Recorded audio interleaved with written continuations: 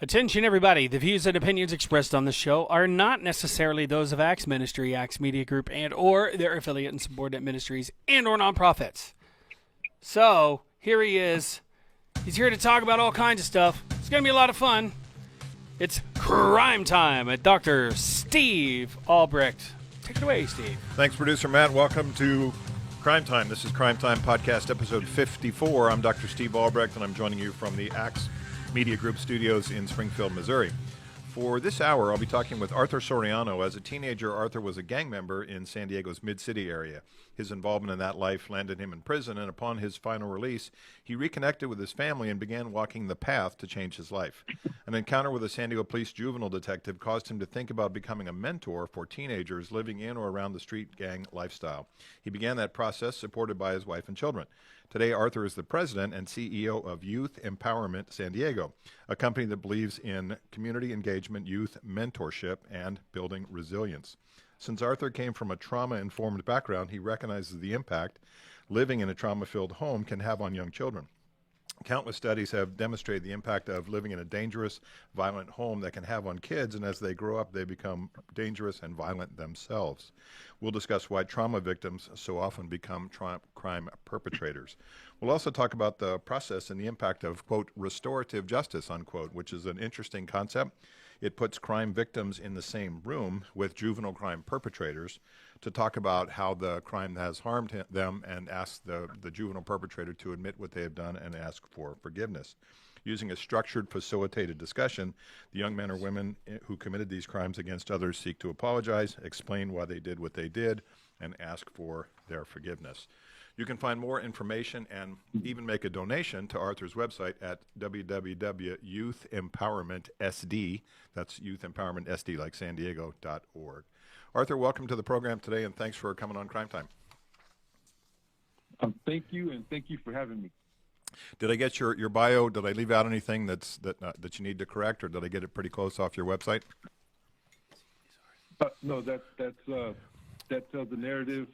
Trauma-informed approach, restorative practices is something that I hold value to my personal life. And once I brought healing to myself, then I was able to connect with the community and bring healing to the community as well.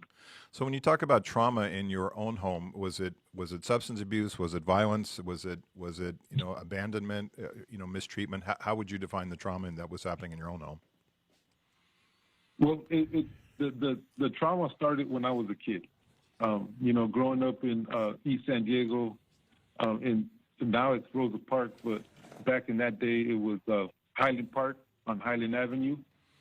From a single mother, always working, cleaning homes in, different communities, Coronado, areas of affluent neighborhoods.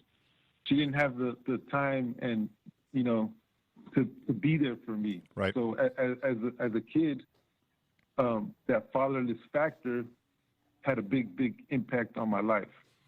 So being that it had a big impact on my life, the sense of belonging, the sense of wanting to be a part of something, I connected with the East San Diego gang. And did you ever know your father? Well, it's funny. We just built the relationship this last year. Wow. And he's 80 years old. Wow. Yeah. So we're building that relationship right now, and it's never too late to reconnect with family members. So I had a lot of resentment growing up towards them for not being there, but now the forgiveness and connecting with him and me feeling good about myself, and it's actually working out. Normally it doesn't work out like that, but we're in a situation where we're connecting and building the relationship. So he's actually going to come visit in a couple months and stay with me a few weeks at my home here in San Diego. Yeah, so good for you. I'm looking forward to that. And do you have brothers and sisters as well? Yes, I have 6 brothers from his side, and I have 2 twin sisters from my mother's side. Wow. So my mother, she was my mother and father. She's a strong Colombian woman that migrated to the United States when she was 19 years old in the Bronx, New York. I was actually born in the Bronx. Wow. But by the age of 5 or 6 years of age. She got tired of living there, and she wanted to come somewhere where it was diverse. And warmer. Somewhere where a community where, yes, and warmer. Yeah, no so snow. we landed in East San Diego City Heights. So you look at, go ahead. you know, your time in as a teenager. When did the gang lifestyle start to appeal to you? Junior high school, early high school? When did it start to appeal to you? Wilson Middle School, at the age of 13, 14, the 7th grade. The fascination. That's where it starts. 6th, 7th, 8th grade is the time period where kids get involved in gangs, and that's where it started for me. So once I was in, I'm that individual that I'm full throttle, and whatever I do, I'm an extremist, right? And so, you know, I took that life head on, and you know, there was a lot of consequences to that, but that led me to juvenile hall, adult prison. But in prison, juvenile hall, it's individuals with unresolved trauma, right? And they're in the situations and circumstances, and if they don't heal and become resilient from them, then, you know, the mass incarceration, the negative lifestyles begin to take place. So that's what happened to me. And then in that specific community, I remember, and you were probably a police officer back then. I remember down University, Fairmont. Yep. Now it's a mid-city police department, but back then, there was no police department. The nearest police department was, I believe, Waring Road, around that area, 10 miles away. Yeah, Arrow Drive, right? And that particular neighborhood, yeah, Arrow Drive. In that particular area, it was a melting pot. So during the Vietnam War, you know, all the refugees started coming, Somalia, Kurds. So then you have Latinos, and you have all walks of life. So they come with this trauma, a lot of it from war, and they're put into this specific community, right, of kids seeing violence in other countries and other areas, and then you put us all in together. That's unresolved trauma. So you're going to have chaos. So during them times, especially during the late 1980s and early 1990s, was that traumatic cycle of violence. There was a lot of activities. And then you had, you know, law enforcement as well, the 3 strikes. Everything was, you know, lock them up, put them away. So that's the lifestyle that I lived for many, many years. So yeah, I'm just glad and fortunate to be where I'm at today. So when you look at programs like DARE, and I don't even know if DARE is still taught in the schools.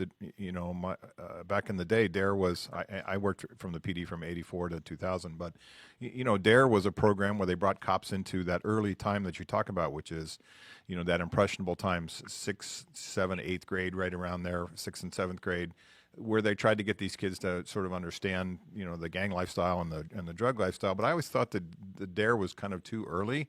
I thought it should have really been focused on middle school kids. I mean, you know, when you're in high school, you have a job and a girlfriend and a car, and, you know, your life starts to come together in terms of options. But when you're 12, 13, 14, 15 years old, you can't do much. And so you're pretty impressionable. And also these kids, as you know from your work, you know, they don't like authority, whether it's teachers or parents or cops or counselors, or, you know, maybe they get some structure from, you know, coaches and things like that, but they don't like authority, and they're in that tough sort of period between puberty and hormones and peer pressure and all that. So, you know, you look at a program like DARE, and I always thought that it was aimed in the wrong direction. What's your sense of stuff like that? Well, for me, I wish I would have had an individual with my lived experience, my connection of building a relationship, of shared lived experience, to build a relationship and connection on the mentor end, to be able to connect with the youth. And, you know, hey, I've been there, I've done that, I've been in this situation, I've been in this circumstance. Let me help you. Let me find that fire that you have in you, that passion, that goal, and let's bring that out. So currently, that's what we do today. We're blessed with the opportunity to have wonderful relationships with systems, probation, San Diego Police Department, county, and connect with juveniles that are on juvenile probation. And then we're also getting into the schools we're going into Horseman for the first time. And that's actually one of the schools that I went to when I was a kid as well. Wow. So we're going to be able to connect with the Tier 3 kids and connect with them, mentorship with evidence-based curriculum such as forward thinking, seeking safety. You know, I'm a trainer of IRP restorative practice, trauma-informed, restorative justice. So I believe in that work, but it takes more than that. It takes more than the mentorship, the relationship. It takes the school to have a trauma-informed system, a trauma-informed approach, restorative justice, restorative practice. And one great example of that is he's no longer a principal, but his name is Dr. Iga, and in Cherokee Point, right there by University and 38th Street. He, for 4 years, it's elementary school, for 4 years, he did not suspend one kid. And they created a trauma-informed foundation connected with the parents, because that's really, really important. You could do all the work with the youth, right? Right. But if they come back to a home that has addiction and abandonment and trauma, and right, they're going to go back to the same lifestyle. So, but that trauma-informed system, the school, was powerful because they empowered the parents, and the parents were the one leading the trauma-informed workshops. There was connections with the kids, the youth. So, you know, that's, you know, I would love to see that vision in all schools.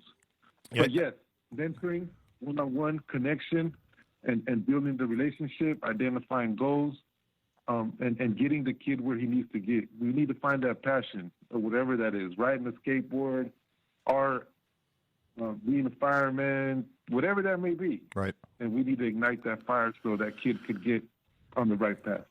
So let's talk about your background. You ended up, I think, if I look at your LinkedIn page, you ended up in Pelican Bay.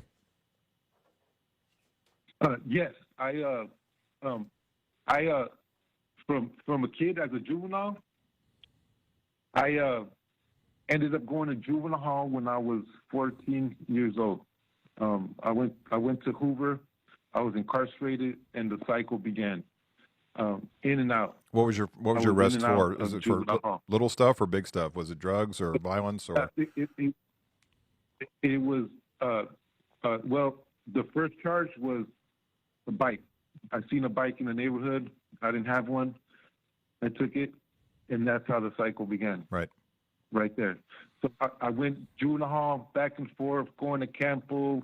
I ended up at an Arizona boys ranch, which they just closed down not too long ago. But in that Arizona boys ranch, I did learn some structure because it was ran a lot of military. So I learned a lot of discipline, and also discipline in juvenile hall, like doing my bed, doing a lot of reading, right? Like, and just, you know, just doing what I needed to do to educate myself. So I went to Arizona Boys Ranch, and when I was at Arizona Boys Ranch, I did great. I completed the program. I got my GED. I did a lot of things there that I've never done in my life. Run a marathon, basketball team, went bowling, physical training, Ironman, Mega Man. So that was pretty exciting to me. But I went back to the environment of East San Diego, where at that time in the early 90s, there was a lot of activity. And so I ended up lost kids. I ended up with a charge of attempted murder and about 6 211s. So this was during the Three Strikes era.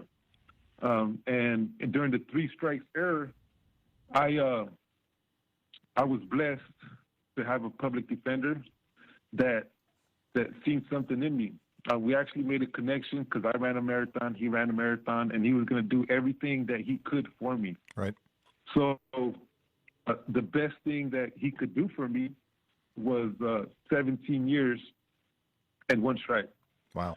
So that's the deal that I took. I took 17 years and one strike, and I ended up in Sinella prison. I remember it was the Super Bowl of the Chargers in San Francisco. I remember that clearly. I ended up on a level 4 yard. I was the youngest kid there, bald-headed, no mustache. And then here comes the role models again. So were you recruited Here, little homie. by Mexican Mafia and those kind of guys, or when you were in Centinela? That's out by El Centro, correct?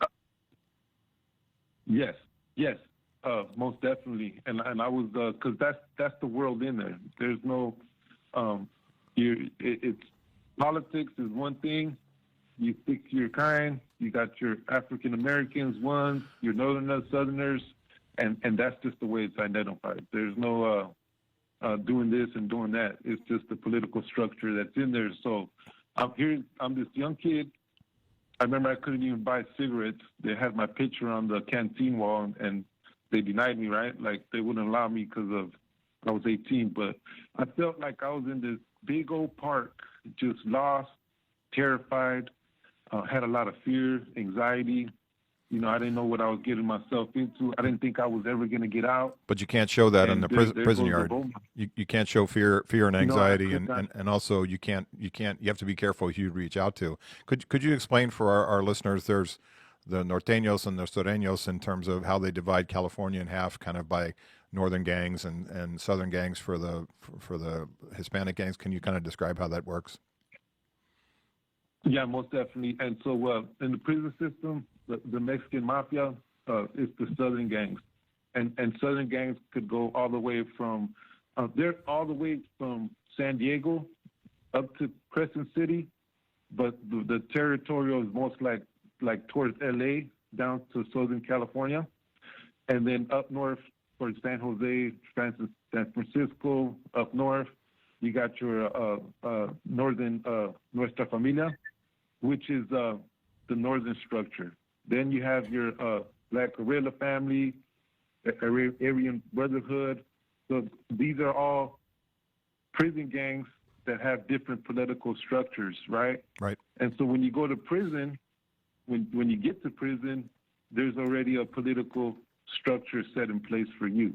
Whether you like it or you're not, that's the structure that you're going to be a part of. And so when you look at prison, I'm sorry, when you look at prison life, I mean, you know, my experience, and certainly talking to guys like you that have lived it, it's really about race is the divider. I mean, whites hang with whites and blacks hang with blacks and Hispanics hang with Hispanics, and everybody has their territory, and it's difficult to show empathy to other people and other races. It's difficult to connect or even, you know, show some sort of friendship. Am I correct in that assumption that you're supposed to stick with your own folks, and that there are punishment and consequences if you don't? Most definitely. Like the yards are broken up. In this section, you'll have your Southern Latinos. This section, you'll have your Northern Latinos.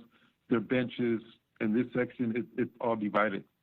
So, you know, there's certain rules in place where, you know, you can't share certain things, and you can't do this, and because if you break the rules, then there's consequences.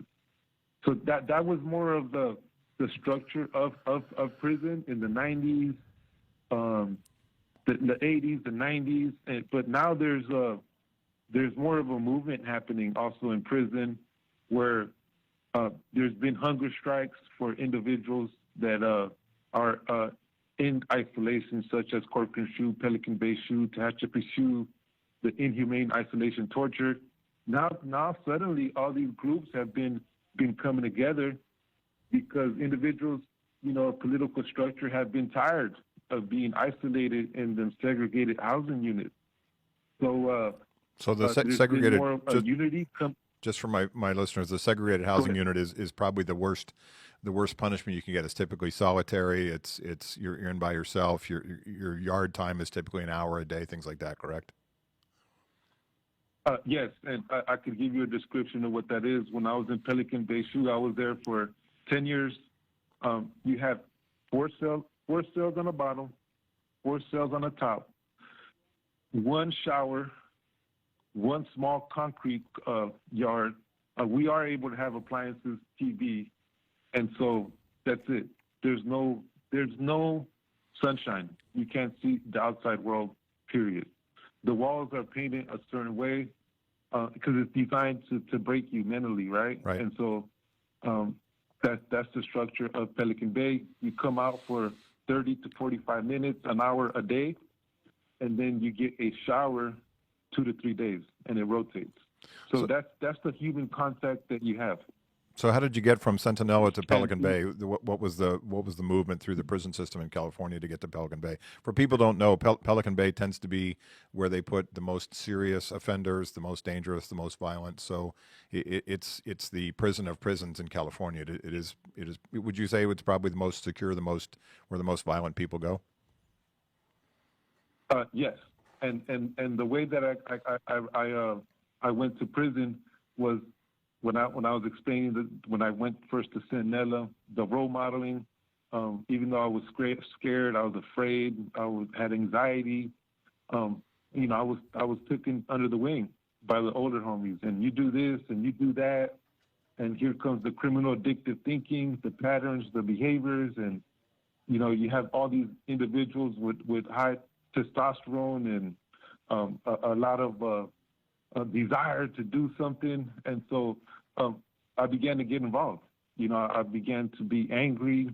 I began to get into troubles with 15s, assaults, and I was part of a couple stabbings, and then I eventually ended up validation of the Association of the Mexican Mafia. Right.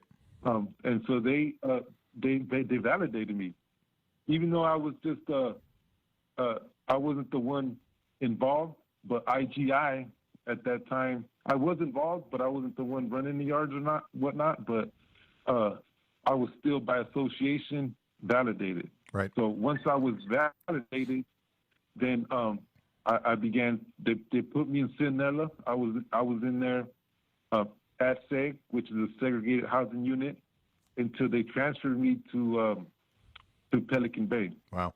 And so there I did my last 10 years and I paroled. But you know what?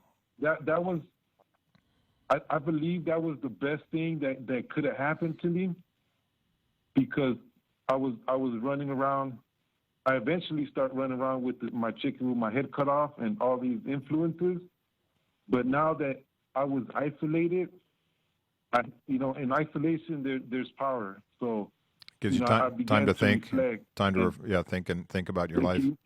It gave me time to reflect, and even though I never received no type of rehabilitation programs while I was in prison during that time, there was none of that, right? Right. And so I began to read a lot. I like write manuscripts, stay entertained, educate myself. I love history. And so while I was there, there's some sharp minds. There's individuals that could be historians, teachers, doctors, engineers, if given the opportunity. So we used to have good discussions on, and if I had if I had another opportunity, I would take it. I was the only one that had a parole date. Everyone else had life terms. They were never getting out. So they were just never getting out. So, if you look at your time in the Arizona Boys Ranch, do you think that gave you a little bit of the structure you needed to start to think about how to operate your life when you got to Pelican Bay, where you said I had a little bit of a formation there in the Arizona Boys Ranch? And also, if I could ask you a compound question, it seems like the Arizona Boys Ranch would be something that wouldn't be given to every kid. Were you in a program in juvenile hall? Were you qualified for that, or how did you get out to Arizona? Yeah, it was a YA alternative. So that was my last chance. I see. Youth Authority. And yeah. So either you're going to go to YA, that's your next step, or this. And so it's funny you mentioned that, because I was so excited about the opportunities, the marathon running, the physical, the Ironman, those are the stories I used to share when I was there. We'd just have our little discussions and talk about, past life, and I would bring those up. And so, yes, that's definitely something that I found some discipline and structure. But when I paroled, right, when I was finally done with what I needed to get done, and I made a commitment for change, a commitment for transformation, a commitment to be a family man, and the direction that I'm headed and what I'm doing now. When I finally made that decision, the biggest thing that helped me was the CBT, the criminal addictive behaviors, the patterns, the distorted thinking, the core beliefs that I once had as a kid in prison. I needed a complete brainwash, right? And that's what I did. And I was able to identify now my passion, my desires, my motivation, change my whole completely core beliefs, right? And so I didn't have biological kids when I paroled. I married into a family with 2 kids, which I love as my own. Did you meet your wife when you were in prison or outside?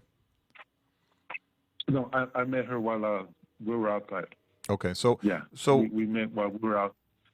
So just to back up for something that I think people wonder about is in the gang lifestyle, certainly the hardcore prison gang lifestyle that you're talking about, it's blood in, blood out. You don't typically quit those guys and say, I want to go live a straight life. I mean, they have a lot of things that they want guys to do on the outside to continue their criminal activities. So you had to make peace with those guys, or you had to come up with some sort of process to say, this is not the world I want to live in, and they let you out. I mean, how does that work for you to be able to come out safely out of a prison gang lifestyle? Love. I went to this last time when I paroled. I went to Crook and I was there for 3 months. It was during the last hunger strikes, and I did the hunger strikes with everybody, and my mentorship actually started from in there. Like, hey, what are you doing? Like, what are you doing with yourself? Like, you need to get your stuff right and go live life on life terms. So when I was there, I told everybody, look, like, I love you guys, but I'm starting a new path, a new journey. I'm not coming back. This is it for me. And I don't know what I'm going to get into, but it's going to be something good, something positive. And so that's the direction I headed. But now I'm in a situation where, youth empowerment, we have contracts with the Board State Community Corrections, juvenile probation, the San Diego Unified School District, the Project Safe Neighborhoods. That's the initiative to the United States, collaboration with law enforcement. So now I'm bringing resources for the individuals that are coming out of prison. So now everybody knows the transformation that I made. They're inspired, and they're coming to me for resources and coming to me to connect with the programming and the services that we provide. And our nonprofit Youth Empowerment is actually in the arcade system, which is the directory in prison. So now everybody's blowing me up like, I need this. I want to be a part of this. I need transformation for the individuals, that are paroling. They want to be a part of. And then the individuals that are there that are doing life are asking for assistance for youth empowerment to connect with them. So when they go to board, then they have a possibility of a parole date, right? So now there's more resources in there. Now there's more rehabilitation in there. Now there's more programming in there. So I'm just blessed to have the opportunity to connect with the individuals. They knew me from the past. They know where I stand now, and they want to be a part of. So it's been nothing but a gratitude. And then the reality is that these adults, guess what? I've been working with their kids, right, on the juvenile side, right. So their kids became gang members, and so guess who they come to? They come to Youth Empowerment to connect with the kids, because that's not really what they want for their kids. The kids just follow the path of the dad. When you look at the parole board process, and I want to get into your thoughts on restorative justice, I've interviewed 3 workplace violence murderers in prison as part of my work, and my main consulting subject is school violence prevention and workplace violence prevention. And I wrote the first book in the country on that issue in '94, and really started to kick off around 2000 as an issue after Columbine. One of the guys that I interviewed in prison who killed 2 people in San Diego at the General Dynamics plant down on Pacific Highway, he's been in since '92, and he has regular parole hearings, and he does not. And I've talked to him about this. I've met with him face to face in prison twice, and I've corresponded with him over the years. He refuses to apologize. I mean, he shot and killed his boss, and he shot and killed the HR manager that handled his termination. And I said, his name is Robert Mack. I said, Robert, you have to apologize to the families and to the people that you harmed. And he's still stuck on this sort of path of, well, the company treated me poorly and I did what I had to do. And so talk to me about the sense of atonement and apology that, appeals to parole boards or at least starts to get your life back on a path where you say, I'm taking ownership. Yes. And first and foremost, restorative justice, you have to make amends. That's the first step.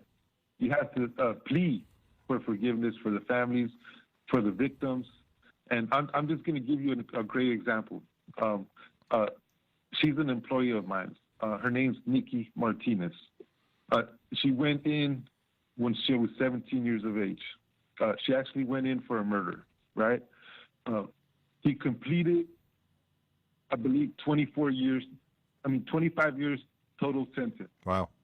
So when she went into the prison system,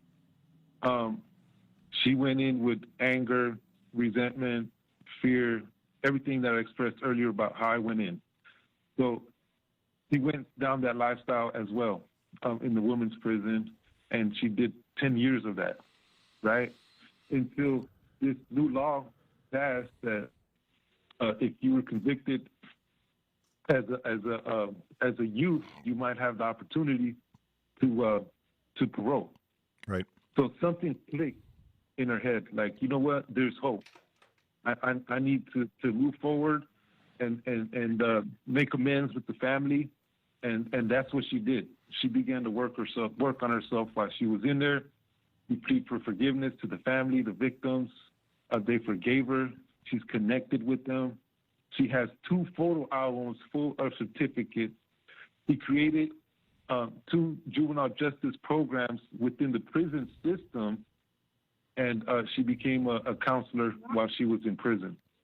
So that's a prime example of what it needs to look like for the parole board to let an individual be released.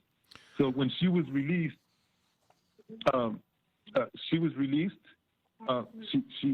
who am I going to connect with? So she connected with Youth Empowerment. Right. Currently, she's been out 16 months. She's still on parole for another 7 years, and she's my best hire for Youth Empowerment. Right. She has a case management opportunity working with the adult reentry, and she also has a mentor for this position where she works with the kids that are on juvenile probation. Right. Good So for her. she actually on parole, still on parole, but has access to going inside of juvenile hall. Right. Good for her. So she's just dynamic, and her thing is making amends in life and helping others not to make the same mistake. So go ahead. So speaking of restorative justice, my best example of restorative justice is Azim Kamisa. Do you know Azim? No. So just quickly, Azim Kamisa, his son, Tony, was a San Diego State University kid. He was 20 years old. In 1995, he was delivering pizzas. I think it was in Mid-City, and he was shot and killed during a robbery. The kid that killed him was, I think, 16 or 17 years old. I'm sorry, 14 years old. And his guardian was a guy named Ples Felix. So Azim Kamisa met with Ples Felix, and they started something called the Forgiveness Project. So the forgivenessproject.com, you can see more about this. I met with Azim once many years ago, in probably around 2000 or so, and he's just an incredible man.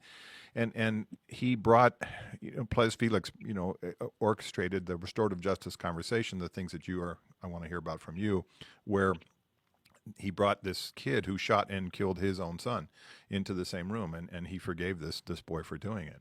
So you look in your heart and you say, could I do that in my own family? Could I do that if somebody killed somebody in my family? And think of the things that you have to, the leap you have to make to be able to do that as a person.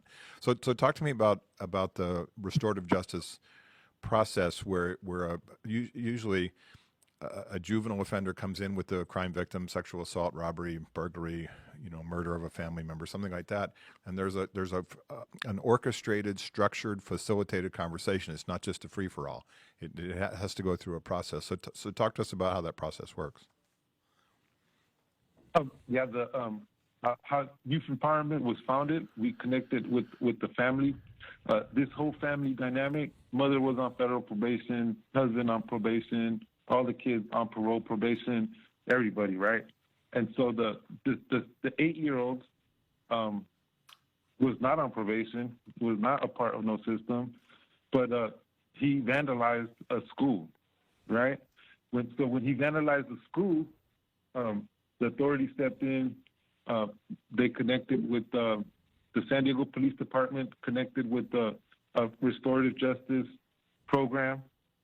And so what we did, we came together with the principals, the teachers, where harm was done because there was a graffiti right to the walls, the staff of the school. And there was community members present. And so we sat down. And each individual had an opportunity to have a discussion. And in this discussion, we connected with the kid. These are the actions that you committed. And by you vandalizing the school, this is the process to that. So everyone shared their experience from the lens of the principal, the teachers, how they felt, their emotions. And I came in as the community member that was connected with the kid. Right. So first, the kid, after hearing everybody's perspective, is this something that you feel you want to apologize, that you want to connect? How can we put a plan together that's going to help you so you don't commit this again? The kid asked for forgiveness. He wanted to get back on track. So we all wrapped around him and we put a plan together, and the kid ended up, turning out okay. So that was just an example of how we all came together on a restorative justice to connect with someone that committed crime. He definitely did not get the charge. And because of this, the DA didn't press no charges on him. Right. So talk about there are critics of the restorative justice process, as you know, who say, well, these criminals, they'll just fake apologize and they don't really mean it. And there's no empathy involved, and they just want to go through this process as another thing to sort of game the system. I mean, I'm sure from your experience how what that looks like in terms of people trying to game the process. And so how do you what emphasis do you put on the people that are involved to say, look, this is a real deal. You've got to tell the truth. You've got to be honest about your situation. Well, that's where for us. The shared lived experience. That's why I had a seat at that table, because I could identify what's real, what might be BS. Is this kid serious? Right? Is he just running drag to get where he needs to get, or is his family running drag to get where he needs to get? And so, being that I was so connected to the family, I had a relationship with the kid. Right. And so I knew that the kid, he was really, really sorry for what he did. And that's something that I shared with everybody that was involved. And the end result of this was the mother was off probation, all her kids off probation. And this kid that didn't get charged is not on probation. So it was a whole family dynamic because we were so connected to the family. So and you're going to have some individuals that, they're going to do what they're going to do. But for the most part, after the kid or individual, if they're put in a situation and there's high support for this individual, the chances of that individual, healing from whatever he needs to heal for and becoming a productive member of society, the chances are going to be high. So, Arthur, we have about 5 minutes left. I know you've got another appointment you got to get to, and I appreciate your time today. What I wanted to ask is first off, your website, youthempowermentsd.org. You can take folks can donate to your process there, your projects. Yes, there's definitely a donation button there. We're actually putting a community engagement event throughout the whole San Diego, have a partnership with WTA Sports. They're the ones that do the monster trucks at the Del Mar Fair.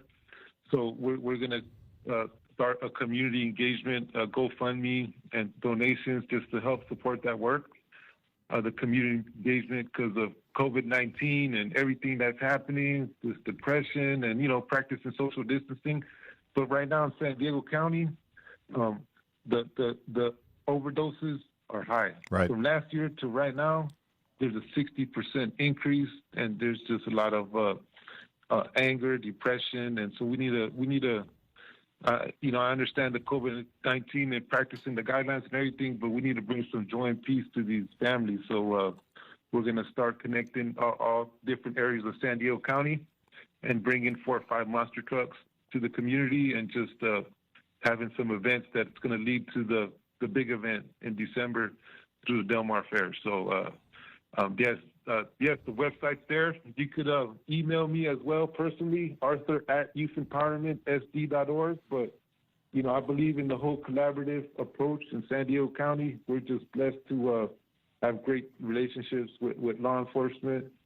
Chief Nizlak, San Diego Police Department, great friend of mine, Chief Adolfo, the county, and just, that's what I believe is a true public safety model with law enforcement involved with the community's voice at the table. So what we have going on is a little different because you're dealing with all individuals with lived experience, but we have great data that supports our work of, the work that we do. So we just want to build a healthy community and connect with the individuals and have prevention, intervention work, and just get the job done. And Arthur, that sounds like you're on a path that's for success for these kids. And what I think about in my short experience of having dealt with people in prison that I've talked to is, and maybe this is me not knowing the whole story, but it seems like at least now today there are more programs for guys in prison about stress management, and we're teaching meditation to guys in prison. We've got the substance abuse training or the 12-step programs, which have always been there. It seemed like maybe back in the day, the 80s and 90s, those things fell apart because no budget money, and they cut all those things. But it seems to me, and tell me if I'm right, that there are more things in prison to aim to these guys to get them back on the path, and it's not just lock them up and throw away the key. Do you have a sense that the California state prison system, for all its flaws and all its problems, is at least trying to get some structured programs, counseling, mentorship, drug abuse, stuff like that? I think that they're barely starting the process, but they're starting it, right? And so, which is a great thing. And as far as resources, we're past the late 80s, 90s, their era. Now the prison reform resources, yes, there's definitely a lot more program. We've been at the table advocating for resources. So youth empowerment happens to be one of the benefactors of resources through the Board State Community Corrections. When we received that grant, in the proposal that we wrote, the story that I'm sharing here with you guys is what I put in the proposal, right? Right. And so we were one of the first lived experience nonprofits that received that. And that's actually one of the things that they were looking for. Like, you have to have lived experience, individuals that have been part of the justice system in the proposals to receive the grant. So there's a lot of opportunities coming down the pipeline to the state, county. That's a blessing because now we're going to be able to bring some resources to the communities that are in need. As we wrap up, I'd like to thank Arthur Soriano, the Youth Empowerment SD.org, and his website and the work that he's doing. Arthur, I appreciate your time and your focus on this issue. I really think, as a guy who was just stunned by meeting Azim Khamisa, that you and Azim would be kindred spirits. You both would understand the world that you're working in, and I think he would be a perfect mentor partner for you about the things that you're doing, because he's been doing this stuff since '95, and so I really commend you to reach out to Azim and find out what he's all about and the work that he's done with Puz Felix. So again, it's Arthur Soriano, YouthEmpowermentSD.org. They're making a difference in the San Diego community. Arthur, thanks very much for your time and attention and the support that you're doing for these kids and for the adults that you're coming across, and I can't thank you enough for coming on today. Yeah, no, thank you, and thank you for connecting, and I look forward to collaborating and building a relationship. So Yeah, we'll be in everyone touch. just take care. Okay. Thanks very much, Arthur, and good luck in San Diego. Okay. Thank you very much. I miss San Diego, so I got to get back there. And when I do, I'll track you down. Yeah, we'll come back and then we'll have a burrito at Berto's or Roberto's somewhere. Absolutely, I missed that. On my treat. Absolutely, thanks very much, Arthur. Take care. Okay. Thanks. All right, take care. Arthur Soriano, that was San Diego's Youth Empowerment, SD.org, a great place to make a donation if you have the wherewithal to do that. Let's talk about Crime Time's Stupidest Crook of the Week, one of my favorite parts of the show, Crime Time's Stupidest Crook of the Week, where I get to talk about some of our dumbest criminals who managed to get themselves arrested based on their monumental stupidity. Okay, Dateline, Sugarland, Texas. 2 men were arrested after breaking into a Best Buy in Sugarland, Texas, and one of them accidentally butt-dialed 911 while they were breaking in. The pair allegedly stole several laptops and other electronic items. Police say the 3 suspects entered the big box electronics store, tripped the alarm around 3 o'clock in the morning. At the same time, dispatchers also received a 911 call from a phone in the area, but no one could be heard on the line, just background noises. The police got there and after a high-speed chase, caught all 3 of them. So they butt-dialed the police accidentally. That's our Crime Time Stupidest Crook of the Week. Let's test your Crime Time IQ here. This is Crime Time's quiz of the week here. The Crime Time quiz question is, can you be arrested for flying a private plane while drunk? Yes, although it's very tough on the officers to do a field sobriety test at 3,000 feet. It is illegal to drive a car, a boat, a jet ski, an airplane, a motorcycle, and even a bicycle while you are drunk over the national .08 blood alcohol level. So don't drink and fly. Crime Time safety tip of the week. After having my mailbox smashed on the road in front of my house for the millionth time, I'm reminded of the value of getting a mailbox, either through the U.S. Postal Service or the UPS store. Think of all the valuable things that you get through the mail: checks, credit cards, new credit cards, blank checks, deposit slips, medications, financial and proprietary documents, and products that you order online or from Amazon. Consider getting a mailbox to use for this type of mail. You can keep your regular USPS mailbox for catalogs and junk mail and mail that doesn't have to be better protected. But once you get your new mailbox, start the process of notifying your bank, your credit cards, your insurance company, your mortgage company, and the shipping address on your Amazon account. It might take a few months of monitoring to get all the accounts switched over. It's amazing how many that you have to this new secure mailbox. But think about getting a P.O. box at the post office, which is secure, or getting a post office box at the UPS store. You get 24-hour access and you protect your mail a little bit better. So thanks for listening to this episode of Crime Time. I encourage you to go to my website at crimetimeradio.com. Send me an email with questions or topics you want me to cover on future shows. You can connect with me on LinkedIn at Dr. Steve Albrecht or on Twitter at Dr. Steve Albrecht, and that's ALBRECHT. In our world, there are sheep and shepherds and wolves. Too many people are sheep and too few people are shepherds. There are lots of wolves out there. There are not enough police officers or sheriff's deputies to protect us all. You need to be a shepherd. Take care of yourself and protect your family, your loved ones, your friends, and your coworkers. Pay attention. Be prepared to defend yourself with legal force if necessary. Be a good witness for the police if you see a crime. Stay safe and aware and alert at home, at work, at school, and even on the road.